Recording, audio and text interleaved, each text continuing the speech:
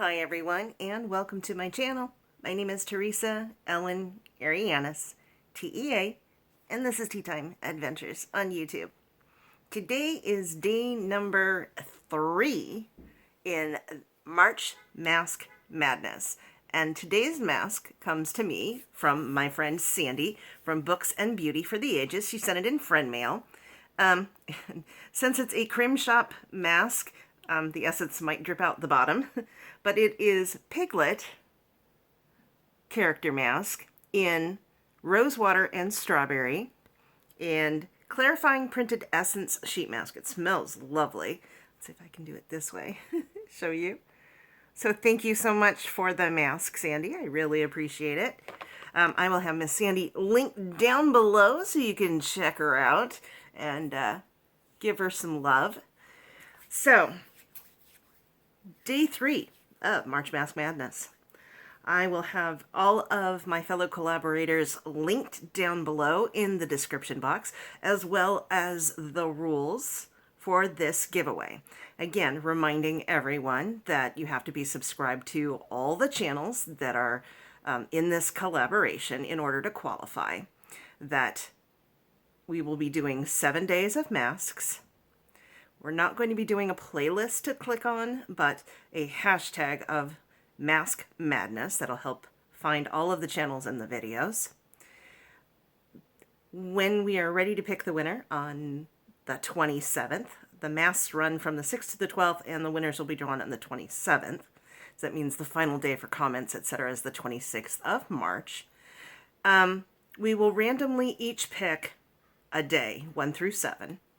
And then whatever day we pick, that day's special word will be what we use the random comment picker, etc., to pick the winner. So I've already got my bag of goodies started, and I'm going to be adding to them, which is Peels, nourishing gloves and foot masks in hemp and rosemary, and I believe there is also a mint element as well. So you're going to get hand masks and foot masks that I'll be adding to the prizes. So far we've got 6 in here. Let's hope everything fits. So what am I going to do today as I marinate in this lovely scented mask? I'm going to do some questions and answers, and these were provided by Tracey from Tracey and Chloe's Unboxings, Beauty and More, one of my fellow collaborators, and I've kind of broken them up into a few days worth of stuff. There was over 50 questions, so I figured, 10 or 12 a day to get us to the end of this collaboration should be fine. So, would you rather have a pet snake or a pet monkey? Neither. I don't like snakes, I don't like reptiles or amphibians, and pet monkeys will fling poo, so no. I wouldn't rather have either. I've got the animal of choice, whether it's a dog or a cat. Currently have Miss Dara, the pussycat, and that's what I would choose. Not into fish either, but there is an absolutely great channel for fish. His name is Dan, Devil's Reject. I'll have him linked down below as well, so please go check him out and give him some love. He's got some lovely gold fishies and other different types of catfish, etc. So they're fun to watch. He also likes to play darts, and his is not a PG-rated channel, so just letting you know. But I will have Mr. Dan from England linked down below as well. Is there a food you once liked that you now dislike? No. I like food. That was easy. How about a food you hated as a child, but now enjoy? Well, that would be broccoli. As a child, my mother didn't force us to eat certain things. I think she had a vegetable medley that came frozen that probably had broccoli and cauliflower in it, and yeah, I wouldn't touch it. But now I absolutely love broccoli. I could make an entire meal out of like a pound of broccoli, some butter and Parmesan. So broccoli would be that one. Did you have any pets as a child, and what were they? They were all dogs. So the dog that already existed in the household when I was born, her name was Tippy Toes. And Tippy was a combination of a Chihuahua and a small terrier. So she was very much like the Taco Bell dog. Yo quiero din, Taco Bell. That sort of tall Chihuahua type dog. I think later on there was Shoya, who was a runt Irish setter. And then there was Susie, who was a mutant long-haired Chihuahua. She was probably 2 or 3 times the size of her litter mates. So I grew up with dogs. Now all I have is cats. What family heirloom do you treasure most? I don't think I have anything specifically, but actually all of my bedroom furniture, and that is a 9-drawer chest of drawers, 2 nightstands, and this headboard, actually were one of the first things my parents ever bought. They bought a very large set of furniture, including, I think, another whole set. This was a queen-size bed. They bought headboards and footboards and another end table for a full-size bed, another 9 chest of drawers, and then a tall boy chest of drawers. So they bought all at once, probably when my brother and sister were small. So these are probably well over 50 years old, possibly 60 years old. So I guess heirloom? I don't know. I guess that would be it, because I want to make sure that I take this wherever I go. It probably needs to be re-lacquered and everything at this point, but this is the bed frame, etc., that I came home to as an infant from the hospital. So I guess this would be it. If you had the power to cure one disease, what would that be? Well, definitely cancer. Definitely cancer. It's a dread disease, and it can strike anywhere from a body part to blood.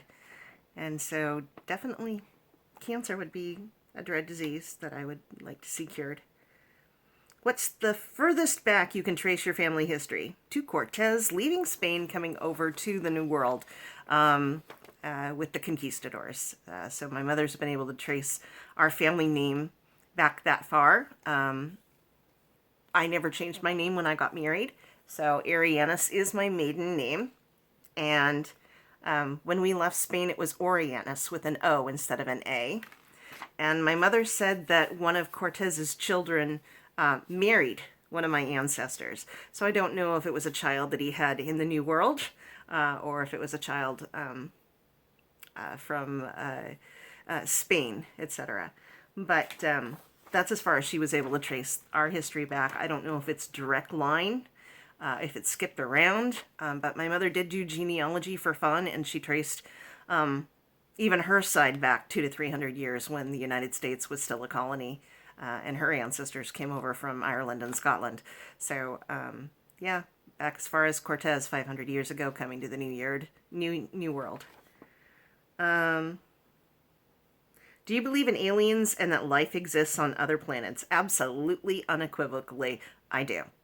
There's just too much universe out there for life not to have happened. Life will find a way. So, it doesn't have to be carbon-based. It doesn't have to be, different types of atmosphere for people, other alien types to breathe in. They could live underground, they could live underwater, they could live in water. The possibilities are endless, and I like to keep that option open. So yes, I absolutely do believe that there is life out there, not just on this one little dust ball spinning in space. What have you done that took the most courage? I don't know if there's any one thing, but surviving the death of my husband and not going completely bonkers. I've been a widow since 2009, and I'm only 58 years old. So, and I'll never know if my husband took his own life or if it was an accidental prescription drug overdose. So, bipolarism is probably the second thing that I would definitely want to cure after cancer. It is definitely something that has affected my life greatly. So, what's the fastest speed you ever reached in a car? I don't know. I don't drive, but I'd probably have to ask my best friend, Leah. Because any adventure involving a car more than likely was with Leah. And she was always the driver. She had a Toyota Camry LE, 1984 LE. And we would go cruising together Saturday nights and take off down the freeway. Once the cruising got boring up and down State Street, we'd take off and we'd put on music. Generally, I remember it being ZZ Top's, I think it was Afterburner and I think is it Revolver? Afterburner, definitely. And we take off driving, so I don't know. Definitely over 70 miles an hour. I hope her parents aren't watching, but definitely over 70 miles an hour. I don't know if we ever hit 90. So, yeah. What classic movie have you never seen? Oh, so many of them I have never seen. I've never watched Gone with the Wind. Bridge over the River Kwai. So many of them. Yeah, my TV experiences started in the 70s, and I, didn't get to really go out to the movies much. My parents were older, so anything that was on TV, but they didn't generally let me watch, war movies and horror movies and things like that. So a lot of things was just regular TV sitcom type stuff that I got to watch. Even as an adult, I tend not to go towards the black and whites or the older movies. I tend to go probably from the 70s onwards, and generally in science fiction. Who is the most famous person in or from your original hometown? So many of them. So many of them. For those of you that are sports enthusiasts, Randall Cunningham. Randall Cunningham was either class of 82 or class of 81, Santa Barbara High School. All of his brothers were on some sports team or another, so that. Let's see, the Bottoms family came from here. Let's see, the Brolins came from here. Many celebrities grew up here. I think there was...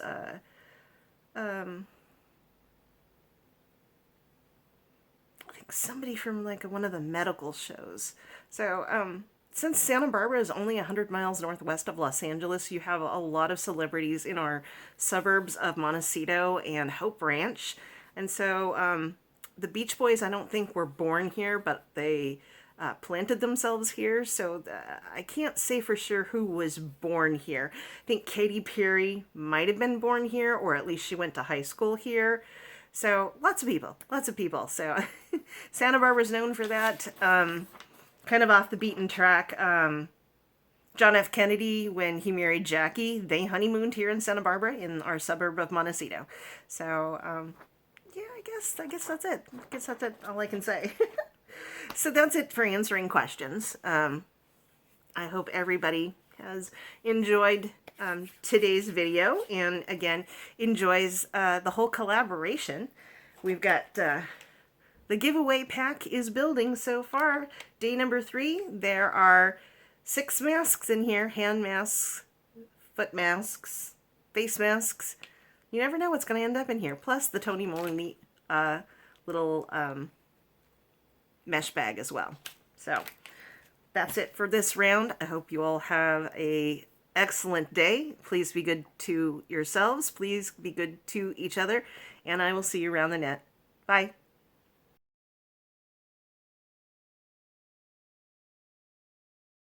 Yep, did it again. Forgot to give you the secret word. So, since today's mask was rosewater and strawberry, the secret word is going to be strawberry. So thanks everyone for sticking around. I keep forgetting these things. I'm going to have to write it and put it on a sticky note in front of me. So take care everyone.